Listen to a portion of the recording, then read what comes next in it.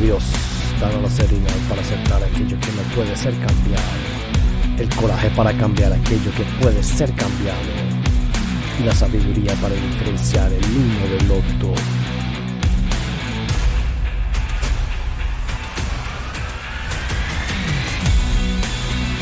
También una brújula que vive en viseros. La mayoría de las personas con poder en ese planeta los personajes y los personajes fue frustrado para un día, ¿no? Es decir, no se de la posible continente como que los fallados. La población cautiva tan distraída mientras cantan.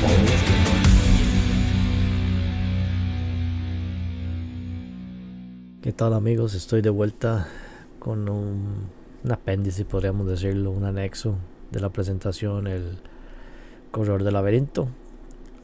Casi que no tengo más temas que tratar, exceptuando por esta escena que estamos viendo ahorita en pantalla.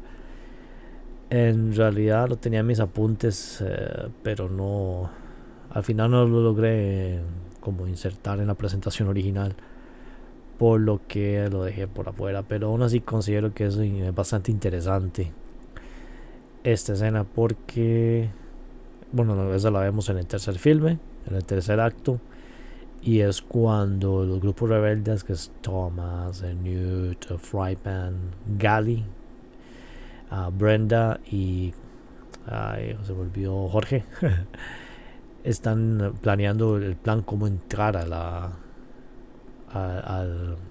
la torre central de Wicked, y tienen en teoría arrestada a Teresa.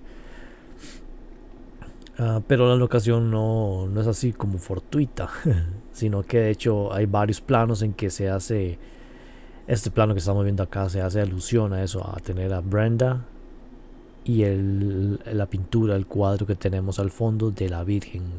Particularmente no soy muy experto en las vocaciones católicas, así que no sé cuál Virgen en específico estamos viendo. O sea, no puedo distinguirla ni siquiera como para buscarla en internet. Pero eso es curioso porque en dos ocasiones, si no me equivoco, se hicieron dos planos, dos acercamientos a Brenda y la Virgen atrás. En uno se ve también Jorge.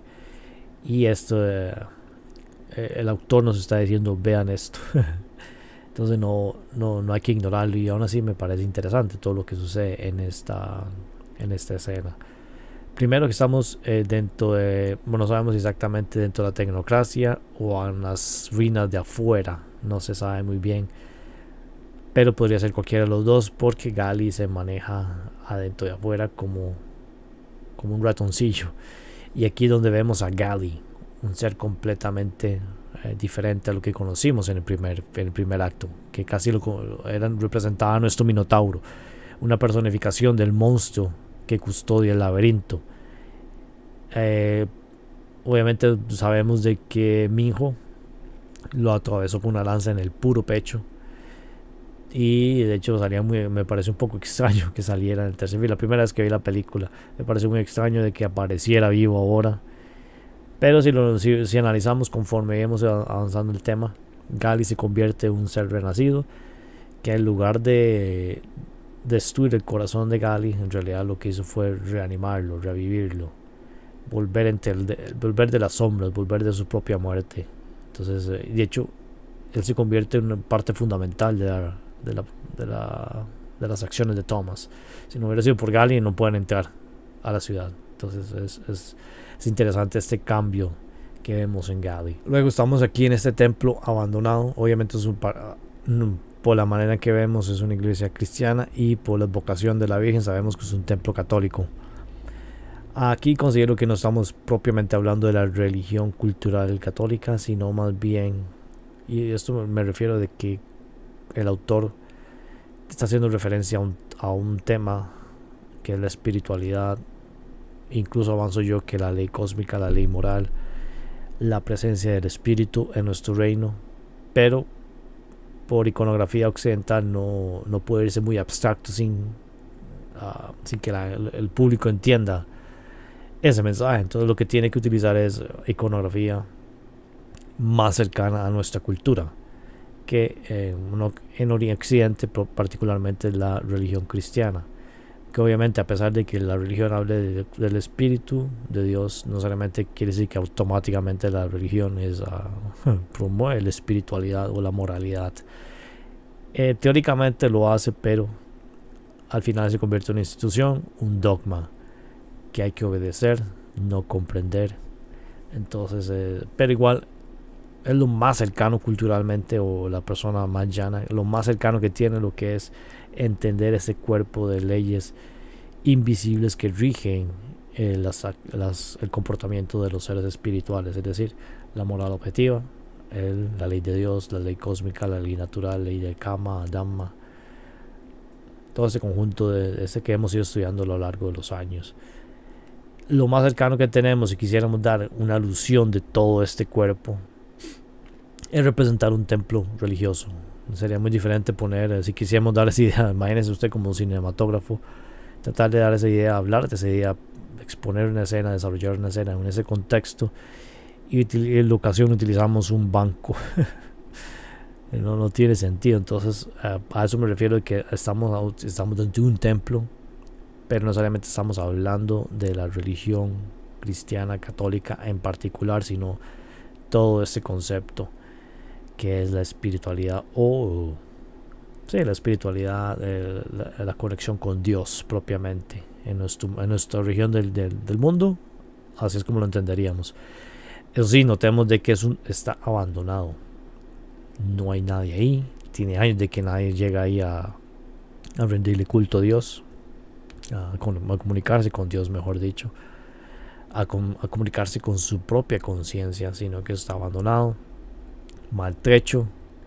Y eso nos está diciendo en sociedad en general, esa relación que tenemos con Dios, el estado en el que está, literalmente es un templo abandonado en el medio de la nada, en un mundo en decadencia, un mundo que sufrió una catástrofe planetaria, y conforme avanza el detrimento de la catástrofe, de la muerte del planeta, así es como van convirtiéndose en ruinas este templo, que es una institución, o mejor, no una institución propiamente, una institución sería como algo de hombres, este templo del espíritu, que está en decadencia, porque nadie lo cuida. Es decir, nosotros mismos lo ignoramos, lo abandonamos, no lo cuidamos. No obstante, aquí hay un grupo de rebeldes que se niegan, que se refugian en esto, el único refugio que realmente existe, y lo utilizan para la verdadera rebeldía, que es en nuestro mundo. Siempre desde muy pequeños nos dicen, nos presentan obedecer o la rebeldía, y obviamente nos presentan la rebeldía que vende. Se vende para las masas, que casi siempre es, como hemos ido aprendiendo, siempre está ahí porque alguien quiso. De hecho, es parte de la subversión ideológica que exploramos con Yuri Apishbanov. Aquí estamos viendo que el grupo de rebeldes confronta a Teresa, que, como explicábamos anteriormente,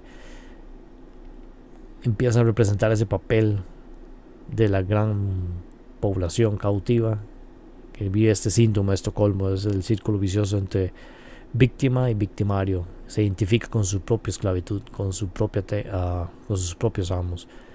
Ella cree que está haciendo el bien, pero en realidad está condenando a su propio pueblo, a los jóvenes, a la humanidad más joven. Entonces ellos lo están confrontando, y podríamos decir que este grupo de rebeldes en ese templo abandonado inicia sus verdaderos pasos de iniciación. Sí, ya han sido rebeldes, ya habían ayudado a escapar a muchos jóvenes, pero aún faltaba ese paso inicial de comprender cómo funciona realmente el universo.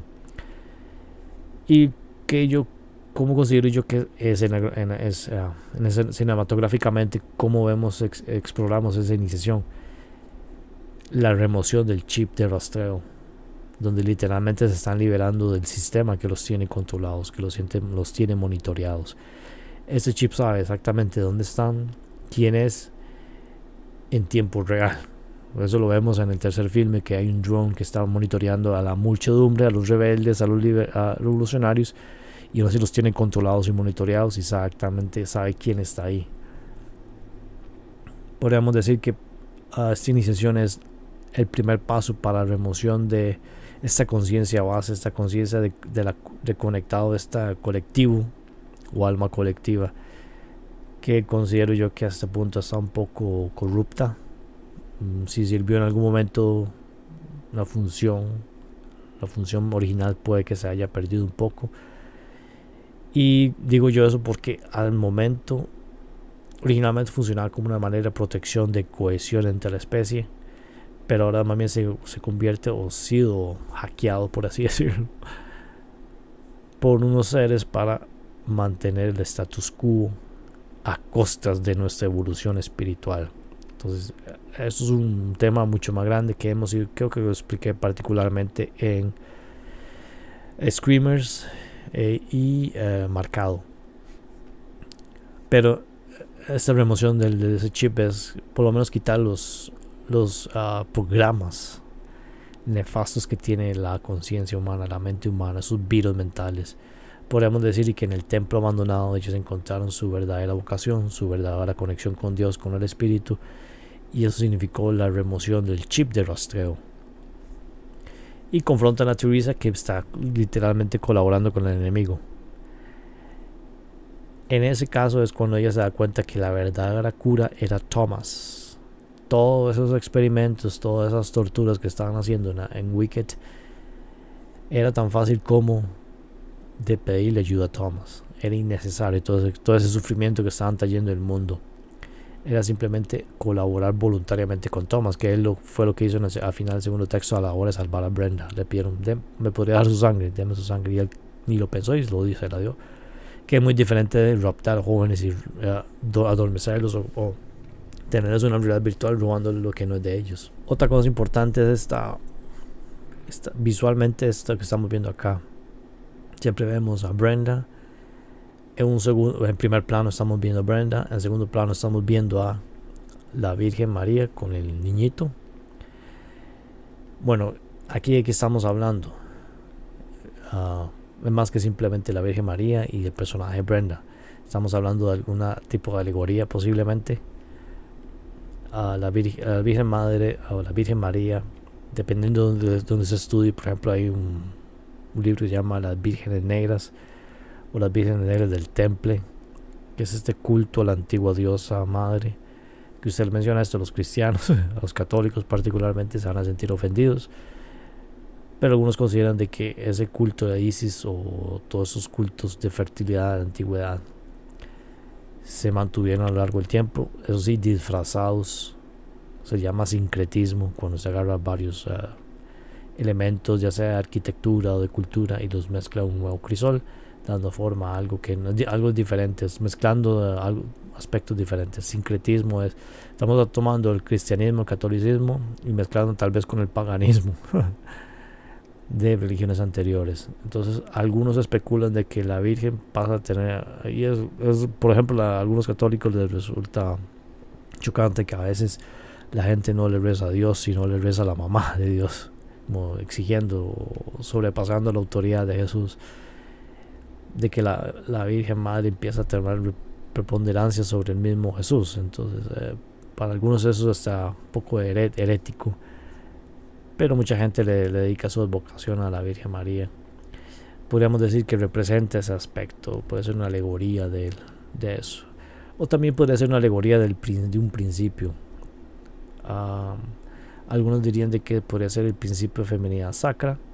Tenemos siempre, todos nosotros, independientemente de nuestro sexo, tenemos principio de masculinidad sacra y principio de feminidad sacra. En un ambiente natural, un ambiente armonioso, la feminidad sacra nos haría ser conscientes, importar de nuestras acciones, ser cuidadosos con lo que hacemos, mientras que la masculinidad sacra nos daría el poder, la voluntad para actuar, a pesar de que todo el mundo nos dice que no hay que actuar, que hay que ser sumiso, obediente. Y en este mundo que vivimos, en este planeta, el laberinto, a nadie le importa la consecuencia de sus actos. Vamos a condenar a una especie entera con tal de perpetuar la institución de Wicked, esta organización que rapta a los jóvenes para robarles de su sangre, con tal de encontrar una cura que nunca la van a encontrar porque están haciendo por medios correctos. Es lo que nos está diciendo el texto también. Por más que intenten, la naturaleza misma les va a negar lo que buscan, porque lo buscan de manera inmoral. mientras lo que sea de manera voluntaria es moral, y por eso se encuentra la cura con la ofrenda que da Thomas hacia Brenda.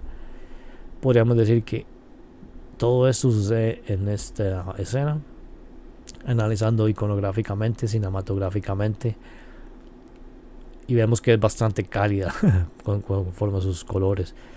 Eso es para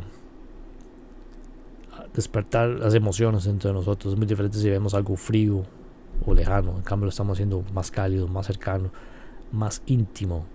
Quiere decir que estamos más que una escena exterior, es una escena hacia nuestro interior.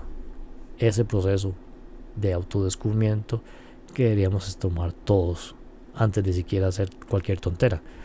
El problema es que siempre nos mandan a hacer tonteras, y al final, cuando nos equivocamos, es que empezamos a sentar cabeza.